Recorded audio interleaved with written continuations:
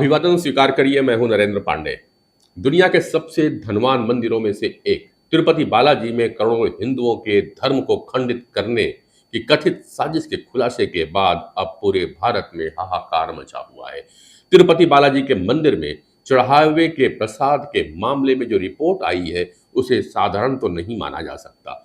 Report बतलाती है कि तिरुपति मंदिर में प्रसाद के रूप में भक्तों को दिए जाने वाले लड्डुओं में जानवरों की चर्बी और फिश ऑयल होने की पुष्टि हुई है।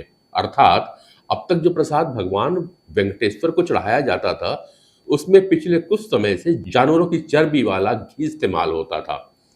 समूचा देश रिपोर्ट को देख करके सन्न है। किसी को उम्मीद नहीं थी कि इतना बड़ा आस्था का केंद्र तिरुपति मंदिर साजिशों का शिकार हो जाएगा। सवाल उठने शुरू हो गए, लोगों ने विरोध करना शुरू किया, लेकिन इन सब के बीच लिबरल, वामपंथी और इस्लामी कट्टर पंथियों की गैंग फिर एक्टिव हो गई है। भारत में कई हिंदू शाकाहारी हैं और कुछ तो लहसुन प्याज को भी हाथ नहीं लगाते। ये दीगर बात है कि कुछ लोग नॉनवेज बड़े चाव से खाते हैं, लेकिन यह खान पान के वर्ग से जुड़ा हुआ प्रश्न नहीं है। यह हिंदुओं की आस्था की बात है। हिंदुओं के लिए गाय पशु नहीं है, माता है। हिंदू धर्म में गौमांस वर्जित है और सनातन मानने वाले इससे पूरा परहेज करते हैं। तो फिर आखिर किस तरीके से यह कहा जा सकता है कि जो मांसाहारी है वह इस मुद्दे पर बवाल ना बनाए? खान पान निजी मामला हो सकता है, लेकिन उन्हें धोखे में रखकर ऐसी चीज उन्हें खिलाना कहां तक उचित होता है? हम अपने घरों में भगवान की पूजा करते समय प्रयास करते हैं कि भगवान को लगने वाला प्रसाद शुद्ध तरीके से बना हो। फिर इतने बड़े मंदिर में भगवान वेंकटेश्वर को चढ़ाए जाने वाले प्रसाद के साथ ऐसा खिलवाड़ कैसे बर्दाश्त किया जा सकता है? इतनी बड़ी घटना होने के बाद भी हिंदू शांत कैसे बैठा है? उनके लिए शायद विरोध का अर्थ केवल सोशल मीडिया पर पोस्ट करना है। यदि ज्यादा गंभीर मामला हो तो धड़ाधड़ पोस्ट कर देते हैं, और अगर छोटा मामला हो तो बस एक दो ट्वीट करके भूल जाते हैं। क्या यही माखौल अगर किसी अन्य मजहब का उड़ाया गया होता तो क्या आपको लगता है वह इस प्रकार की ही नाराजगी व्यक्त करते?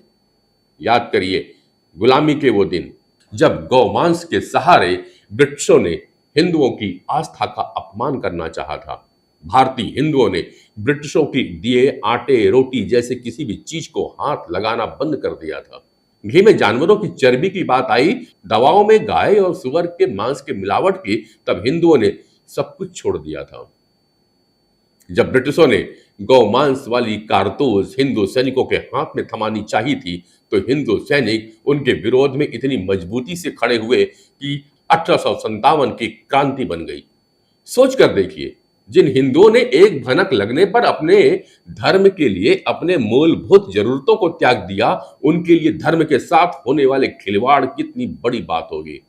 इस घटना के बाद भले ही देश के अन्य हिस्सों में हिंदुओं का आक्रोश नजर न आ रहा हो, लेकिन दक्षिण में सनातन धर्म रक्षा बोर्ड को लागू करने की मांग अब जोरों से उठने लगी है। खुद डिप्टी सीएम पवन कल्याण ने इस बोर्ड की मांग करते हुए हिंदुओं को एकजुट होने की अपील कर डाली है, जिसके बाद उम्मीद की जा रही कि शायद तिरुपति की इस घटना के बाद हिंदू जागरण की लहर दक्षिण से ठीक वैसे ही उठेगी जैसे 1200 वर्ष पहले हुआ था।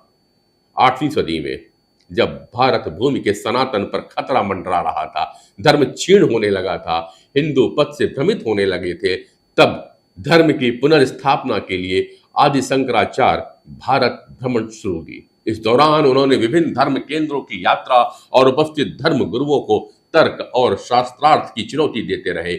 यह आदि शंकराचार्य का ही चमत्कार था कि पूरे भारत वर्ष में उन्हें कोई भी नहीं हरा पाया। धीरे धीरे धर्म छोड़कर गए धर्म गुरु वापस सनातन में लौटने लगे और उनके द्वारा स्थापित किए गए 4 मठ बने, जिन्हें आज 4 धाम के नाम से जाना जाता है। तिरुपति बालाजी मंदिर के प्रसाद में मिलावटी घी पाए जाने के मामले में अब केंद्र की मोदी सरकार भी एक्शन में आ गई है। इस मामले में स्वास्थ्य मंत्री जेपी नड्डा ने आंध्र प्रदेश के मुख्यमंत्री चंद्रबाबू नायडू से बात की। साथ ही स्वास्थ्य मंत्री जेपी नड्डा ने आंध्र प्रदेश सरकार से लैब टेस्ट की रिपोर्ट भी मांगी है। केंद्र अब एनडीडीबी की टेस्ट रिपोर्ट की एफएसएसएआई से जांच कराएगा।